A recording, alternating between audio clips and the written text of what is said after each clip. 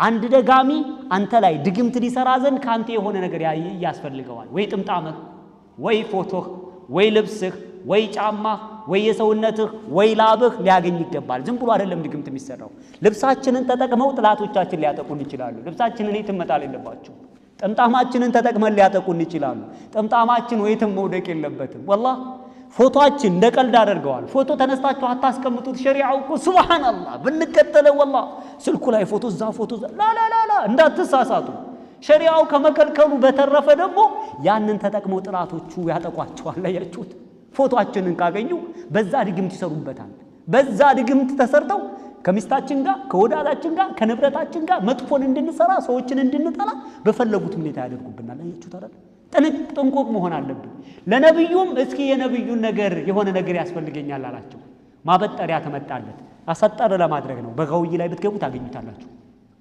11 ጥርስ ያለው ማበጠሪያ ነበራቸው 11 ቁጥራት ቋጠረ ከዛ በኋላ في بئر الزروان تحت الرؤفة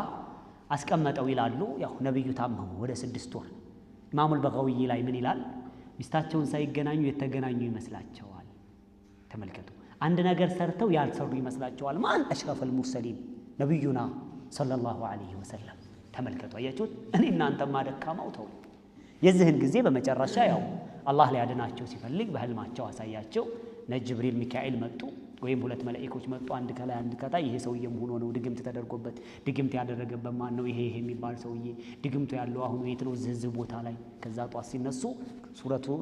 ሱረቱል ፈለቅና ሱረቱል ናስ በመልእክተኛው አለይሂ ሰላቱ ወሰለም ወለደ ጅብሪል አለይሂ ሰላም ይዞ መጣ ይሄን ቅራበት ይሻላል ተባሉ ከተቀበረበትም አመጡት ሱረቱል ፈለቅ 5 አያ ነው ሱረቱል ናስ 6 አያ ነው በአጠቃላይ ስንት ሆነ 11 ስንት ቁጥራ ነው የተቋጠረባቸው قل اعوذ برب الفلق አንደኛው ቁጥራት ተፈታላቸው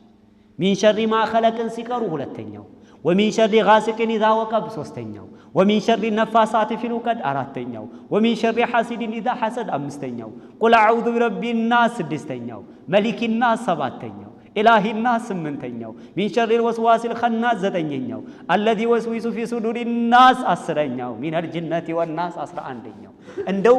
ግጥም አድርጎ እንደተያዘ ሰው ከዛ በኋላ ቁርጥ ላይ እየተፈታ ሲለቀኝ ያስታውቀኝ ነበር ይላሉ መልእክተኛው